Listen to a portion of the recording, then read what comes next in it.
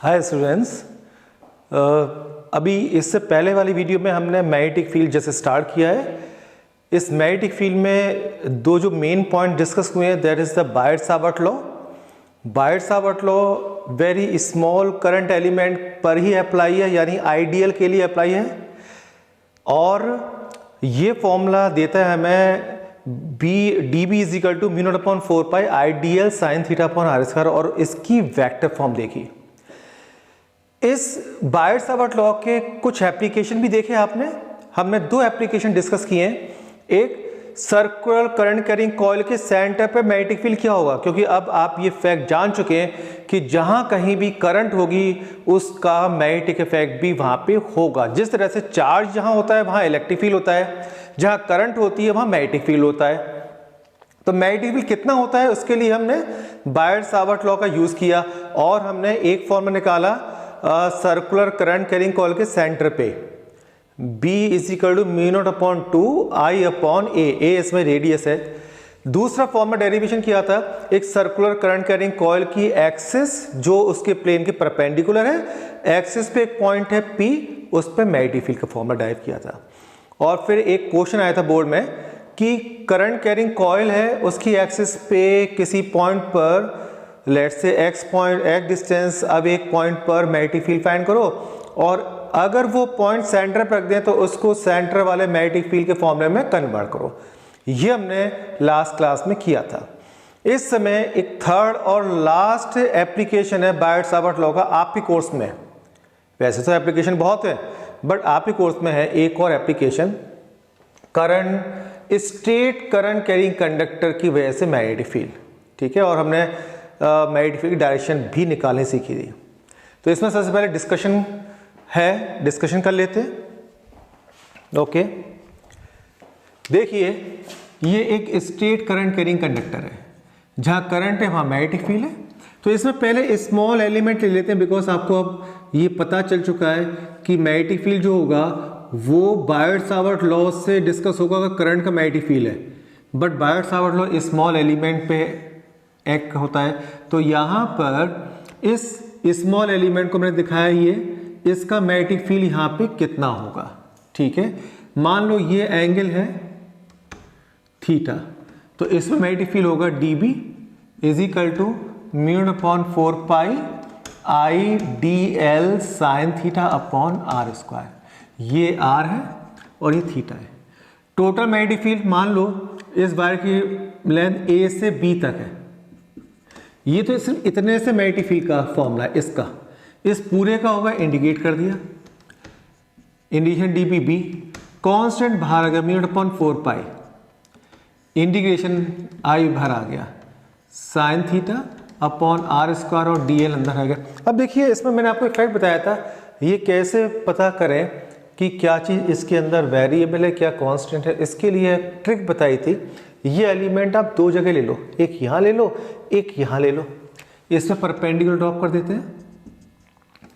अगर ये एलिमेंट आप यहां लेते हो, अब देखो ये एंगल चेंज हो जाएगा, ये और ये एंगल सेम नहीं है, यानी कि थीटा भी वेरिएबल है, तो मैंने इसको अंदर रख दिया है।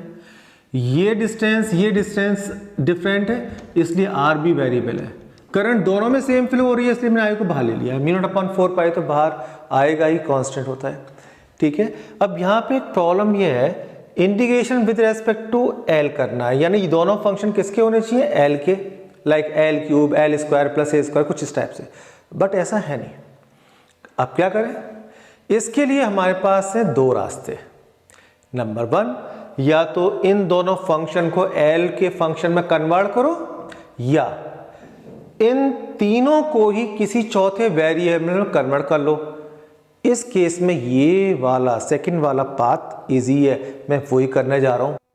मैं इन तीनों को यानी साइन थीटा को, आर स्क्वायर को और dl को फाई में कन्वर्ट करूंगा। फाई इसमें ये वाला एंगल है, ये एंगल फाई है। इसमें मैं dl को d फाई में कन्वर्ट करूंगा, आर स्क्वायर को भी समथिंग फाई में करूंगा, साइन थीटा को भी समथिंग फाई में करूंगा। कैसे करना है देख लीजिए। सबसे पहले ये वाला ट्रायंगल राइट एंगल ट्रायंगल है, तो तीनों एंगल का सम 180 होगा। ये अकेला ही 90 है तो ये दोनों मिलकर 90 होंगे। तो theta plus five is equal to 90, तो theta is equal to 90 minus 5, sine theta है दोनों तरफ साइन लगा दो, तो साइन थीटा हो गया cos 5, तो साइन थीटा cos 5 में कन्वर्ट हो गया, इसमें 5 आ रहा है, हमारा काम बन गया। r को देखते हैं, मान लो ये perpendicular distance a, perpendicular distance लेने में कोई नुकसान नहीं है क्योंकि आप इस एलिमेंट को कहीं भी रखोगे परपेंडिकुलर डिस्टेंस हर एलिमेंट के लिए सेम रहेगी, और जो सेम है वो कांस्टेंट होता है, कांस्टेंट इंटीग्रेशन से बाहर आ जाएगा, इसलिए कांस्टेंट इंटीग्रेशन में प्रॉब्लम क्रिएट नहीं करेगा। इसीलिए हम लोग क्या करेंगे, हम लोग इस वाले ए को ले लेते हैं, बेनिफिट रहेगा। अब देखो आर को कन्वर्ट करना है, तो इस वाले राइटिंग टाइम में आर और ए इन दोनों से साइन कॉस टेन में क्या आ सकता है, साइन थीटा, कॉस थीटा या टेन थीटा। कॉस थीटा आएगा बिकॉज ये बेस है और ये हाइपोटेन्यूज है, कॉस थीटा में बेस अपॉन हाइपोटेन्यूज आता है, तो cos five is equal to A upon r, इनको इंटरचेंज कर लेते हैं, r is equal to A upon cos five या a sec five, r is equal to A sec five हो गया। तो यहां पर आर भी फाइव में कन्वर्ट हो गया। अब लास्ट बचा है डीएल। डीएल के लिए क्या करें, इस राइट एंगल ट्राइंगल में tan five perpendicular upon base L upon a, ये मान के चल रहे हैं ये जो डीएल एलिमेंट था ये एल डिस्टेंस दूर था, तो tan five perpendicular upon base L upon A, तो एल कितना आ गया, L is equal to A tan five, दोनों तरफ डिफ्रेंशिएशन ले लो, D L over D five is equal to A sec square five, tan five का differentiation का फॉर्मूला होता है sec square five, D five उधर ले जाओ, D L is equal to A sec square five, तो डी एल भी D five में कन्वर्ट हो गया, डी फाइव उधर आ गया। अब तीनों की वैल्यू यहां पर रख दो, तो b जो आएगा वो आएगा mu not upon 4 pi I integration sine theta को cos फाइव लिख रहा हूं यहां पे, cos five R square A square sec square five, A square sec square five, और डीएल, डीएल क्या होगा, डीएल यहां पे होएगा A sec square five, A sec square five D five, sec square से सेक स्क्वायर कैंसिल, ए से एक square वाला ए कैंसिल, तो ये आ गया म्यू अपॉन 4 पाई, ए भी बाहर आ गया और अंदर बचा cos फाइव और डी फाइव। अब देखिए कितना आसान हो गया, दोनों फाइव के फंक्शन है, यही हमें चाहिए था। अब यहां पर लिमिट्स लिखते हैं, वार यहां से स्टार्ट हो रहा है यहां पे खत्म हो रहा है, फाइव आ रहा है, फाइव की टर्म में ही सोचना है। आप इस पॉइंट पर जहां मैग्नेटिक फील्ड निकाल रहे हैं इसको ए से कनेक्ट करो और इसको बी से ज्वाइन करो, तो हॉरिजॉन्टल लाइन से ये वाला एंगल फाइव वन ले लो और ये वाला ले लो फाइव टू, तो लिमिट है फाइव वन से लेके five two, 4 pi a, cos five का इंटीग्रेशन क्या होता है minus sine five, minus sine में बाहर निकाल लेता हूं, अंदर sine five, upper limit minus lower limit सबको पता ही है, कर दो, minus mu not upon 4 pi a, upper limit sine का sine five two minus sine five one, ठीक है, ये हो जाएगा आपका इंटीग्रेशन, ठीक है। Cos five sine five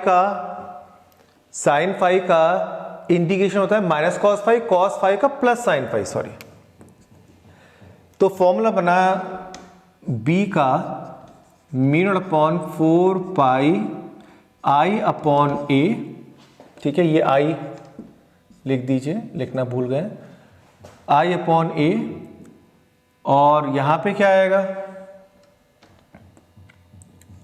sine five one plus sine five two. अब देखिए एक चीज इसमें ध्यान दीजिएगा, जितने भी एक्स एक्सिस से नीचे वाले एंगल है वो माइनस में होते हैं और ऊपर वाले प्लस में। मैथ वालों को सबको पता है, बायोलॉजी वाले यहाँ पे ध्यान दें, एक बार फिर से बता देता हूँ। एक्स एक्सिस से जो नीचे वाले एंगल है ये सब माइनस में लेंगे, ऊपर वाले एंगल होते हैं प्लस में, ये नीचे वाला इसको -5 लिख देना, इसको नीचे वाले एंगल को -5, ठीक है, और ये अंदर आएगा माइनस में, माइनस बाहर आएगा और माइनस माइनस प्लस हो जाएगा, इसलिए मैंने इसको प्लस कराया। तो sin φ1 प्लस sin φ2। इस पॉइंट को दोबारा से देख लीजिए, ये शायद आपको कंफ्यूज करे, मिटा के दोबारा से करता हूं।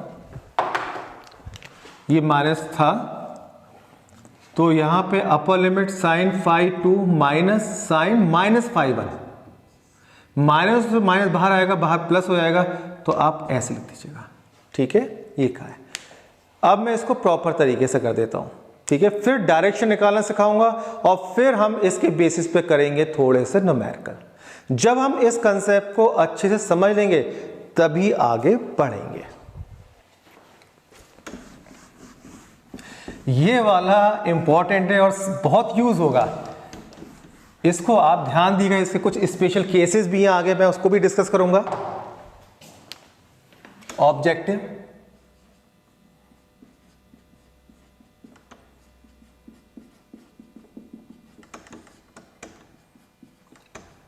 To find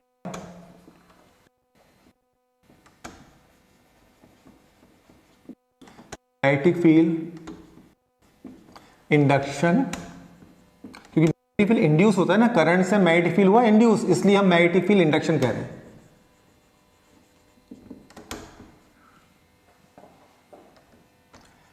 at a point P due to straight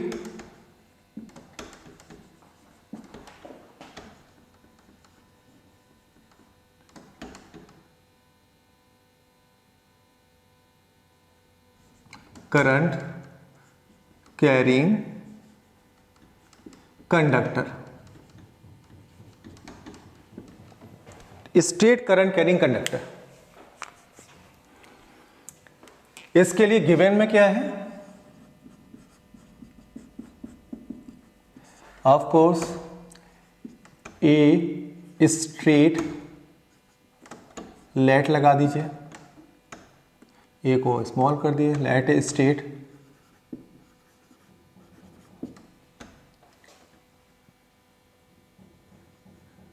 conductor carrying current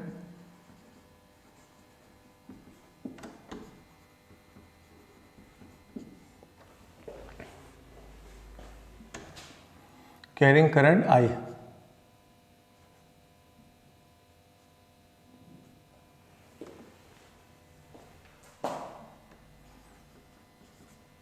and a point जहां पे मैग्नेटिक फील्ड निकालना है, point P R distance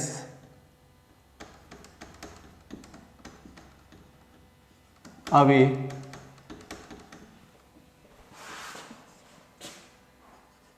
from current element.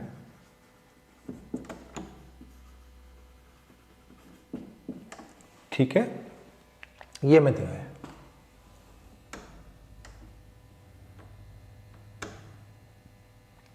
Let a straight conductor carrying current I and a point P are distance away from the current element, making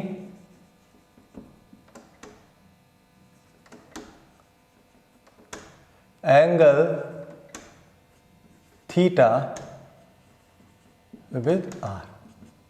ठीक है, पूरा हो गया। Let a straight conductor carrying current I and point P R distance away from the current element, making an angle theta with R. Straight के बारे में हो गया। फिगर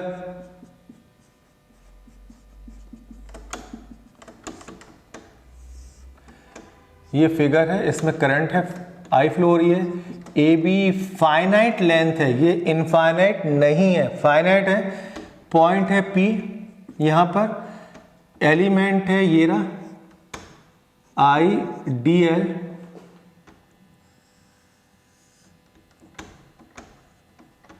ये एंगल थीटा, यहां पे ये परपेंडिकुलर डाला है, दिस इज ए। इस परपेंडिकुलर फुट है जहां से ये इसको स्ट्राइक करता है, यहां से एल लेंथ अवे आपने ये डीएल एलिमेंट लिया है, ठीक है। करंट आई फ्लो हो ही रही है, पता ही है आपको, ठीक है। ये फिगर हो गई, यहां पे derivation.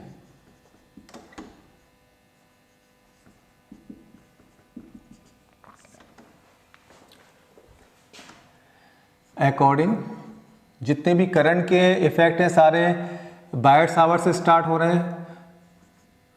According to Biot Savart law,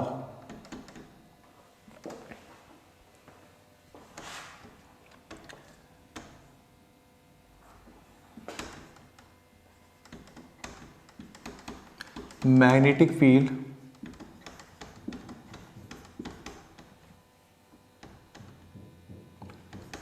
eight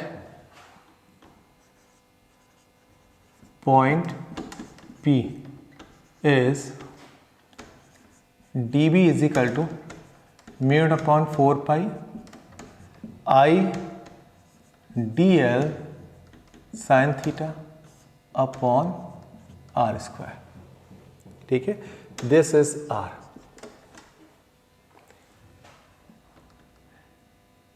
इसलिए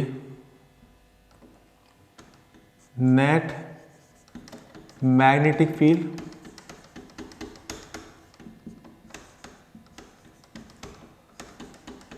due to whole wire, whole conductor, indicate कर दीजिए।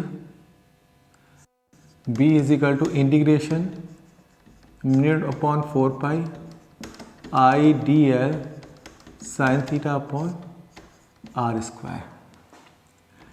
कांस्टेंट बाहर निकाल लेते हैं, mu not upon 4 pi I बाहर निकाल लो, बाकी सब वेरिएबल हैं इस केस में। Sine theta upon are square D L. D वाली टर्म हमेशा लास्ट में लिखी जाती है बायोलॉजी वालों के लिए, ये ध्यान देना। नाउ यहां पे लिख रहे हैं, now in triangle P C D, ये वाला डी है,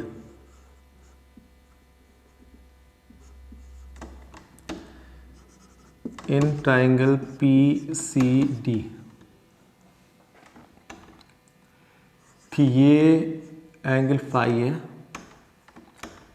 angle D P A, this sorry D P C is phi and phi plus theta is equal to 90, इसलिए theta is equal to 90 minus phi. Sine theta के sine लगाया तो sine ले लो दोनों तरफ, इसलिए sine theta is equal to sine 90 minus phi, this is cos phi. तो साइन थीटा हो गया हमारे यहाँ पे कॉस फाई। अब दूसरा आर को चेंज करना है। Again in triangle D P C cos phi is equal to A upon R, ठीक है। ये आर वेक्टर है, उसका मैग्नीट्यूड है R. R is equal to A upon cos phi, cos phi को ऊपर ले जाएंगे तो ए सेक फाई, ठीक है। इसको फर्स्ट नाम दे दो, इसको सेकेंड, ठीक है। थर्ड क्या हो गया यहाँ पे, तीसरा बचा D L. In same triangle, in triangle D P C, L is equal to A tan phi, क्योंकि tan phi perpendicular upon base, तो L upon A is tan phi, तो L हो गया a tan phi dl over D phi is equal to a sec square phi. tan phi का differentiation का formula होता है sec square phi, ठीक है। तो ये अपने करता है कि dl is equal to a sec square phi D phi. यहां पे आते हैं,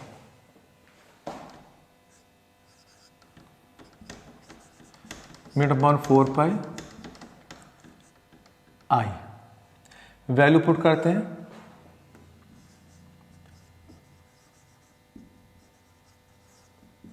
value of sine theta R and D L from 1 2 and 3।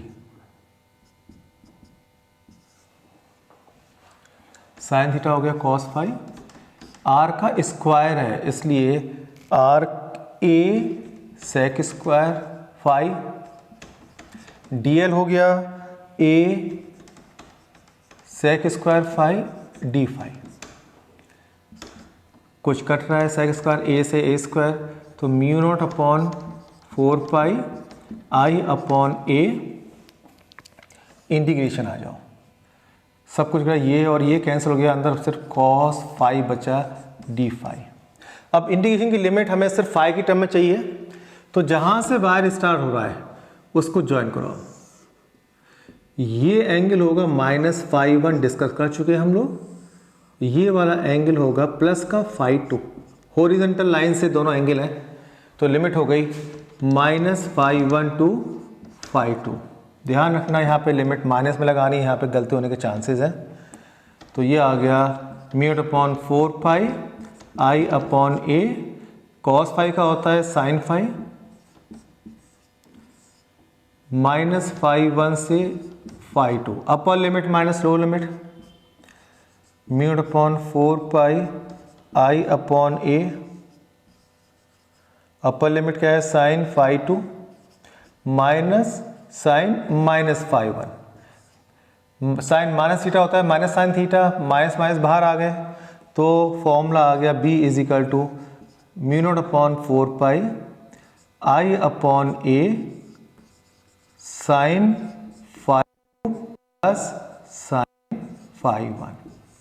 अब इस फॉर्मूले को याद रख लो, ये फॉर्मूला है final formula. This is magnetic field due to finite straight current carrying conductor. हमने क्या करा है, ये एक स्टेट करंट कैरिंग कंडक्टर है, इसका छोटा सा एलिमेंट लिया, मजबूरी है लेना क्योंकि हमारे पास और कोई तरीका ही नहीं है मैग्नेटिक फील्ड निकालने का। करंट की वजह से मैग्नेटिक फील्ड निकालने का एक ही मेथड है, बायट-सावर्ट लॉ। बट बायट-सावर्ट लॉ हमें एक प्रॉब्लम दे गया कि भैया मेरा फॉर्मूला सिर्फ आईडीएल पे रहेगा, डीएल यानी कि वेरी स्मॉल एलिमेंट, तो हमें हर केस में स्मॉल एलिमेंट लेना पड़ रहा है। यहाँ भी स्मॉल एलिमेंट ले लिया, ये करंट एलिमेंट आईडीएल, इसका मैग्नेटिक फील्ड यहाँ पे निकाला, फॉर्मूला लिखा और इसको इंटीग्रेट किया।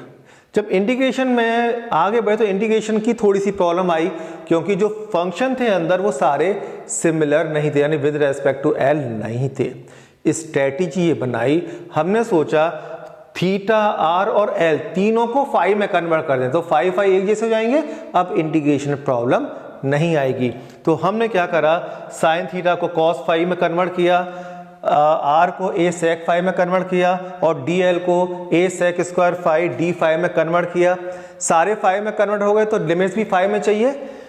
हॉरिजॉन्टल से नीचे वाले एंगल -φ1, ऊपर वाला +φ2 लिमिट लगाई और डेरिवेशन कर दिया। तो ये आपका फॉर्मूला है, इसमें स्पेशल केसेस हैं उसको डिस्कस करते हैं, ठीक है। उसके बाद डायरेक्शन डिस्कस करेंगे, या चलो पहले डायरेक्शन डिस्कस कर लें। आपने अभी तक एक रूल देखा करंट कैरिंग कॉइल का, अगर करंट कैरिंग कॉइल है तो उसमें आपको फिंगर को कर्ल करना पड़ता था, या तो क्लॉकवाइज या एंटी क्लॉकवाइज, जैसे भी करंट की डायरेक्शन है उसी के अकॉर्डिंग, और थंब की जो डायरेक्शन होगी इनवर्ड या आउटवर्ड उसके अकॉर्डिंग मैग्नेटिक फील्ड होगा, ठीक है। यहां पे रूल चेंज है, ये है राइट हैंड पाम रूल, ठीक है, इस पाम का रूल। ये कहता है कि जो फिंगर्स है उसको पॉइंट की तरफ इंडिकेट करना है, थंब को करंट की तरफ। तो जिधर पाम होगी उधर होगा मैग्नेटिक फील्ड। जैसे ये पॉइंट और करंट इधर है, तो करंट की तरफ थंब, फिंगर पॉइंट की तरफ पी की तरफ, और आप पाम देखो किधर आ रही है तो इनवर्ट है, तो मैग्नेटिक फील्ड यहां पे होगा ऐसे अंदर की तरफ। ठीक है, पॉइंट अगर यहां होता तो करंट इधर, फिंगर्स इधर और पाम इधर होता, तो यहां पे मैग्नेटिक फील्ड होगा इधर। यानी अगर कोई पॉइंट इस कंडक्टर के इधर लाई कर रहा है, मैग्नेटिक फील्ड होगा परपेंडिकुलर आउटवर्ड, यहां परपेंडिकुलर इनवर्ड। ठीक है, राइट हैंड है पाम रूल। तो आपको 2 रूल बता दिए, दोनों रूल याद करना, बस इससे ज्यादा रूल नहीं बताऊंगा, यही रूल सब जगह अप्लाई होंगे। ठीक है, राइट हैंड के ये दोनों, लेफ्ट हैंड मैंने यूज नहीं किया है। राइट हैंड का कर्लिंग वाला रूल, इसे थंब रूल कहते हैं, और दूसरा palm rule, right hand palm rule. Palm rule में फिंगर्स करंट की तरफ। यहां बता दूं, अगर आप स्मॉल एलिमेंट सोचेंगे, स्मॉल एलिमेंट ये है और फिंगर को ऐसा करें, कोई फर्क नहीं पड़ता, आप फिंगर को कैसे भी कर लो, पाम तो धरी रहेगी ना। तो आप चाहे यहां आ जाओ चाहे यहां आ जाओ, कैसे भी ऊपर नीचे कर सकते हो। ठीक है, अब स्पेशल केस लेते हैं, सम स्पेशल केसेस दे रहा। तो मैं थोड़ा सा इसमें मिटा रहा हूं, कुछ स्पेशल केसेस हैं और फिर हम लोग इसके बेसिस पे लेंगे न्यूमेरिकल्स।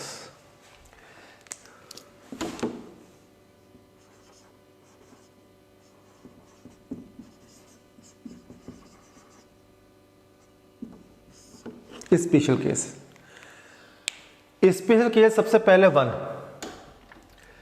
फर्स्ट है, अगर ये जो वायर हमने फाइनाइट लिया है ये है इनफाइनाइट। ठीक है, कंडक्टर इज इनफाइनाइट। अगर ये मैं डॉट से शो कर रहा हूं इस टाइप से, ये आप यहां ले लो जहां जहां क्लियर होगा आपको, डॉट मतलब इनफाइनाइट तक जा रहा है ऊपर, और पॉइंट है कहां, पॉइंट इसमें बीच में कहीं है। बीच का मतलब मिडिल पॉइंट नहीं, क्योंकि इनफाइनाइट लेंथ में मिडिल पॉइंट का कोई सेंस नहीं है, समवेयर इन द मिडिल। अब आप देखो, जब भी आपको φ1 φ2 निकालने, बिकॉज बी के फॉर्मूले में आई और है तो छोड़ दो, φ1 और φ2 निकालना ही एक चैलेंज होता है। कैसे φ1 φ2 निकाला जाता है उसका फिक्स मेथड है, सीख लो। यह है कंडक्टर जिसमें करंट फ्लो हो रही है, मुझे इस पॉइंट में मैग्नेटिक फील्ड चाहिए। पहला काम करना है आपको, परपेंडिकुलर डाल दो, डाल दिया, वायर जहां तक है वहां से इस पॉइंट को ज्वाइन कर दो, तो ये φ1 φ2 आएंगे। अब इसमें माइनस साइन मत लेना, माइनस हमने यूज कर लिया साइन। अब आप देखो, अगर इस वायर की लेंथ इंक्रीज करूं तो ये एंगल भी इंक्रीज हो रहे हैं, और इंक्रीज की, और इंक्रीज हुआ, और अगर इंफिनिटी हो गई तो दोनों एंगल हो जाएंगे 90 एंड 90। तो ये स्पेशल केस है। अगर इफ दी वायर या conductor is of infinite length and point is lying somewhere in middle, तो φ1 और φt को रख दो 90 90, sin 90 1, sin 90 1, 1 + 1 2, 2 4 से कैंसिल होगा तो 2 पाई आ जाएगा। तो इस केस में if conductor is infinite and point P is lying somewhere in middle। ठीक है, तो इसमें φ1 और φ2 दोनों 90 रख देना, तो मैग्नेटिक फील्ड का फॉर्मूला आएगा B = μ/4π I/A × 2, 1 + 1 2, तो μ0/2π I/A। ये बहुत यूज होगा जब भी आपको किसी भी न्यूमेरिकल में ये दिखाई दे कि वायर इनफाइनाइट लेंथ का है, और पॉइंट जिस पर मैग्नेटिक फील्ड निकालना है उसका भी ध्यान रखना है। अगर ये पॉइंट है समवेयर इन मिडिल तो φ1 φ2 को 90 लिखना मत भूलो, और ये इसमें कन्वर्ट हो जाएगा। ठीक है, इसके बेसिस पे कुछ क्वेश्चंस करते हैं।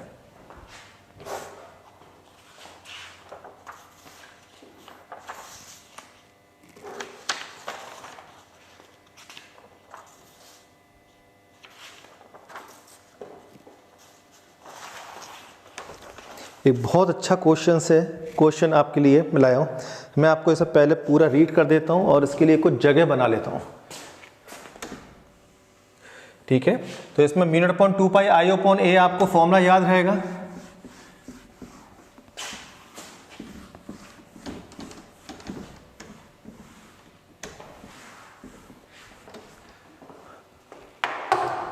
क्वेश्चन है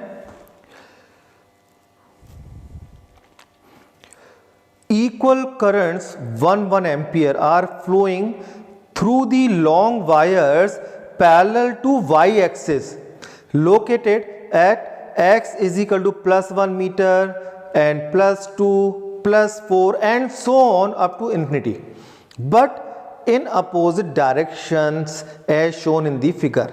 Calculate the magnetic field induction at the origin. Figure में आता हूं।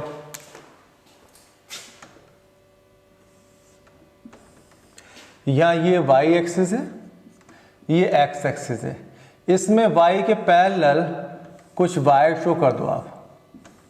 ठीक है, सब में करंट फ्लो हो रही है बट अपोजिट डायरेक्शन में फ्लो हो रही है। पहले वायर में ऊपर है, फिर नीचे है,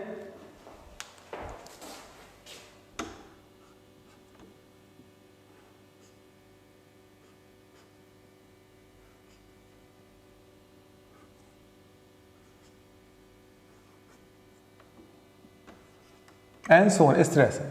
ठीक है, सब में करंट इक्वल फ्लो हो रही है, आई इसमें भी आई, इसमें भी आई और इसमें भी आई, और ओरिजिन पे ओ पे मैग्नेटिक फील्ड निकालना है।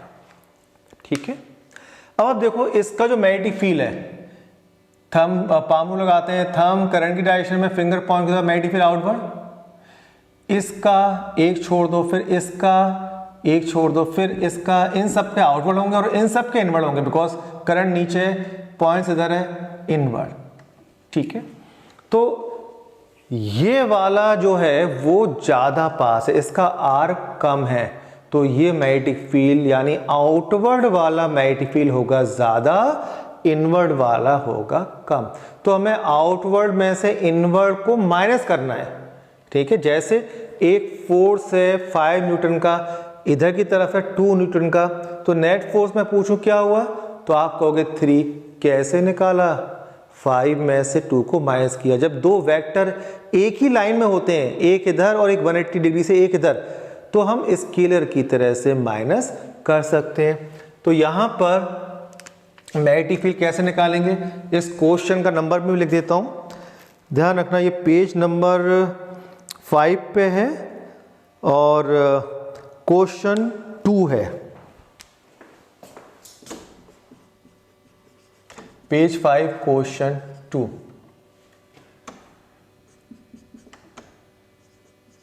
Magnetic field at origin O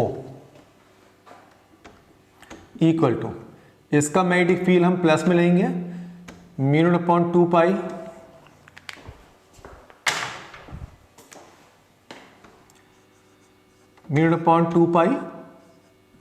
I/A। तो I है ये और A इसका है 1 मीटर, 1 लिख दिया, माइनस नीचे वाली करंट वाले सारे मैग्नेटिक फील्ड किधर होंगे, इनवर्ड, सारे माइनस में ले लें। तो फिर इसका हो गया μ/2π I/2, फिर प्लस जितने भी ऊपर वाले हैं सब प्लस में लेने, μ/2π I/4। प्लस और माइनस डायरेक्शन को रिप्रेजेंट कर रहे हैं, ध्यान देना, और एंड सो ऑन इनफिनिटी तक। कुछ कॉमन है तो कॉमन लो, mu not upon 2 pi I 1/1 minus 1/2 plus 1/4 up to infinity. अब ये जीपी बन गई, ज्योमेट्रिकल प्रोग्रेशन बन गई। ज्योमेट्रिकल प्रोग्रेशन में किसी भी सीरीज, इनफाइनाइट सीरीज का सम क्या होता है? S is equal to a upon 1 minus R. We no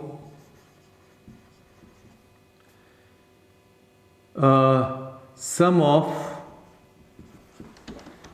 infinite terms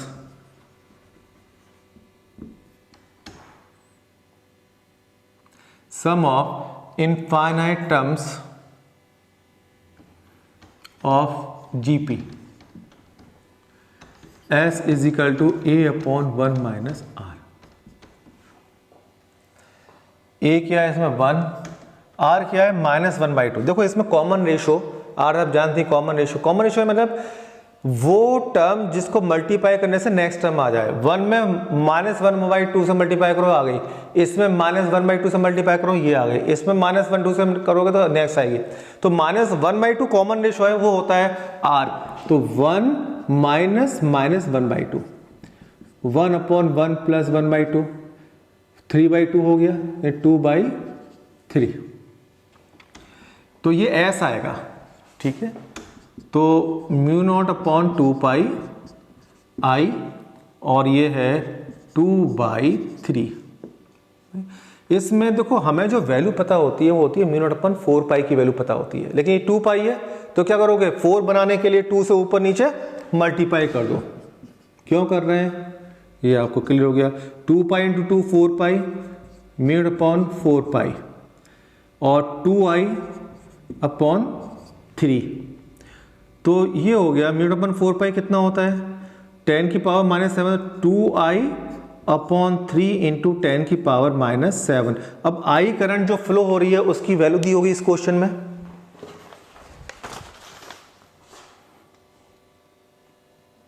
1 ampere flow हो रही है, ठीक है। तो आई की जगह 1 एम्पियर रख दो, तो ये हो जाएगा 2 इंटू 10 की पावर -7/3 इतने टेस्ला। ये आंसर आ गया आपका, ठीक है। कुछ क्वेश्चंस मैं आपको दूंगा, कुछ आपको खुद भी करने हैं।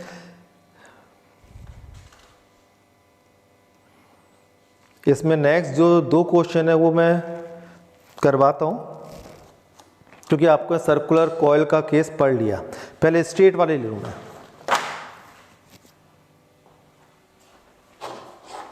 तो इसमें पहले मैंने एक स्पेशल केस लिया था, if the conductor is of infinite length तो formula will reduce to mu not upon 2 pi I upon R. उस केस में मैंने क्वेश्चन भी कराया आपको। इसका नेक्स्ट स्पेशल केस लेते हैं।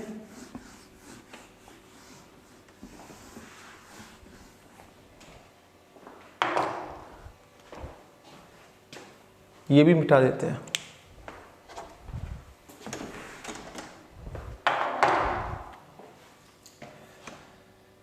स्पेशल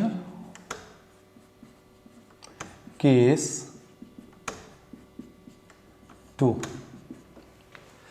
स्पेशल केस 2 क्या है? स्पेशल केस 2 है if conductor is of infinite length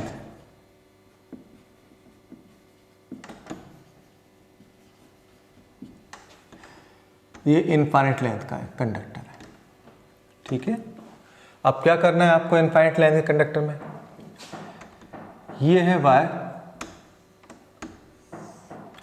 point is lying near 1 extremity, यानी कि एंड पॉइंट पर। पॉइंट जो लाई कर रहा है वो बिल्कुल यहां है ना, बिल्कुल इसकी सीध में यहां कर रहा है। केस समझिए, पहले यहां के बीच में था, सेकंड केस में बिल्कुल 1 या तो इधर होगा या इधर होगा। अब आपको φ1 और φ2 हर केस में सिर्फ φ1 φ2 निकालना है। उसके निकालने के लिए परपेंडिकुलर डालना है। आप यहां से परपेंडिकुलर डालो पहले, उसके बाद ज्वाइन करो। मैं यहां दिखाता हूं, अगर पॉइंट बीच में होता परपेंडिकुलर डाल दे, फिर इन दोनों एक्सट्रीम से ज्वाइन करते हैं, ये φ1 φ2 होते हैं। अब यहाँ एक्सट्रीम पॉइंट्स को ज्वाइन करो पी से, तो ये लाइन सेम आ रही है कंसाइड, φ1 क्या हो गया 0 और φ2 इनफिनिटी, ये इनफाइनाइट लेंथ की है। तो कहीं पैरेलल लाइंस इन्फिनिटी पे मिलती हैं, ये कंसेप्ट है मैथमेटिक्स का।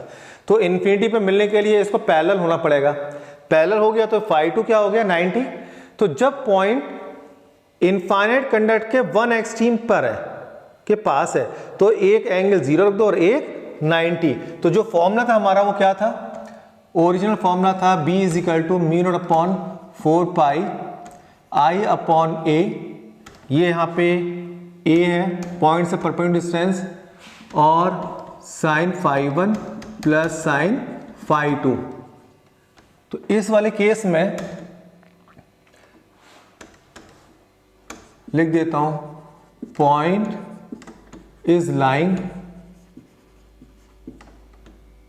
नियर वन एक्सट्रीमिटी या one end point of conductor. तो इस केस में φ1 होगा 90 एंड φ2 होगा 0 रख दो, φ2 0 sin 0 0 sin 90 1, तो मैग्नेटिक फील्ड आ गया μ/4π I/a। इसमें पॉइंट की परपेंडिकुलर डिस्टेंस जो है वो है a, ठीक है, और I तो करंट फ्लो हो रही है। तो ये हो गया special case number 2, right. Third special case क्या होता है, अगर ये एक फाइनाइट लेंथ का कंडक्टर है, इनफाइनाइट का देख लिया, और पॉइंट एकदम सेंटर पे लाई करा, सेंटर के पास, यानी बिल्कुल पॉइंट यहाँ पे इस पर डालो, तो ये वाला जो पॉइंट है ये पूरे वायर का बिल्कुल मिडिल पॉइंट है। आप इसको ज्वाइन करो तो ये और ये एंगल जो बनेंगे वो इक्वल होंगे, बिकॉज दोनों कॉन्ग्रुएंट एंगल हो गए। भाई ये मिडिल पॉइंट है, इसका सेंटर पॉइंट है, ये लेंथ इक्वल, परपेंडिकुलर 90 90 इक्वल, और ये कॉमन है, तो दोनों कॉन्ग्रुएंट हो गए, इसलिए ये और ये एंगल क्या होंगे इक्वल। तो यहाँ पे sin φ1 और sin φ2 होता है, इसको sin φ प्लस sin φ कर लो तो 2 sin φ हो जाएगा, 2 sin φ हो जाएगा उस केस में। सिंपल है। तो ये आपके पास हो गए टोटल 3 केसेस। इनफाइनाइट कंडक्टर हो, पॉइंट समवेयर मिडिल में हो तो दोनों एंगल 90 90, पॉइंट 1 एंड पॉइंट के पास लाई कर रहा है तो φ1 और φ2 में से एक 90 और एक 0, और अगर फाइनाइट लेंथ है, फाइनाइट और बिल्कुल मिडिल पे, जो परपेंडिकुलर वो मिडिल पे आता है, तो ये और ये लेंथ इक्वल होगी और दोनों φ1 φ2 होंगे इक्वल। φ1 φ2 इक्वल होंगे, ये देखते हैं इसका केस। देखिए एक क्वेश्चन नंबर 5 लेते हैं।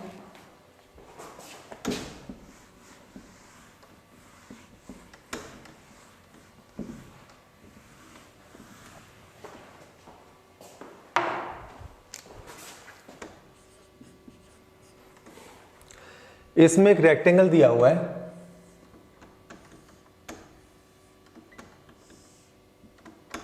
इसमें ऐसे करंट फ्लो हो रही है, क्लॉकवाइज डायरेक्शन में करंट फ्लो हो रही है।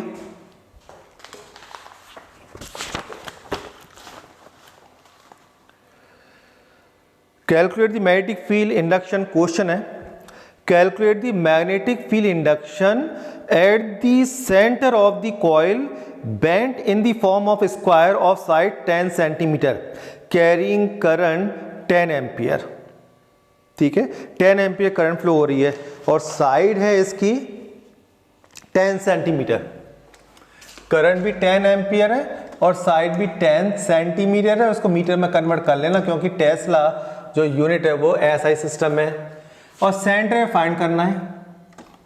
अब इसमें देखो जितने भी न्यूमेरिकल्स करोगे उसका एक पॉइंट बता दूं, numerical generally combination of wire होगा। अभी तक आपने 2 केस पढ़े, एक सर्कुलर कॉइल का और एक स्ट्रेट वायर का, राइट। अब जितनी फिगर्स आएंगी वो इन दोनों के कॉम्बिनेशन से बनी होंगी। फॉर एग्जांपल ये कंडक्टर है,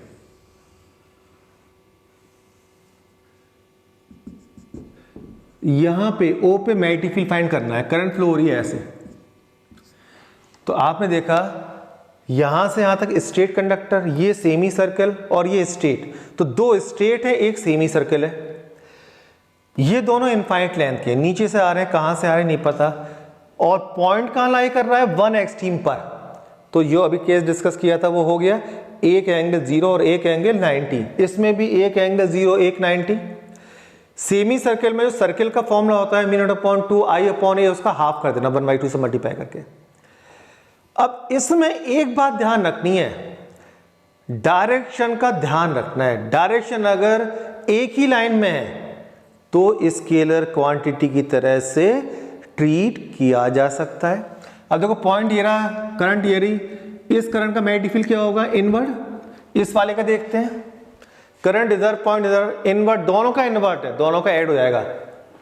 इसका देखते हैं, कर्ल किया, फिंगर और थंब अंदर, इन तीनों का ही अंदर है, इसका भी अंदर, इसका भी थंब अंदर आ रहा है, तो दोनों और इसका भी अंदर, तीनों मैग्नेटिक फील्ड है, तीनों ऐड होने।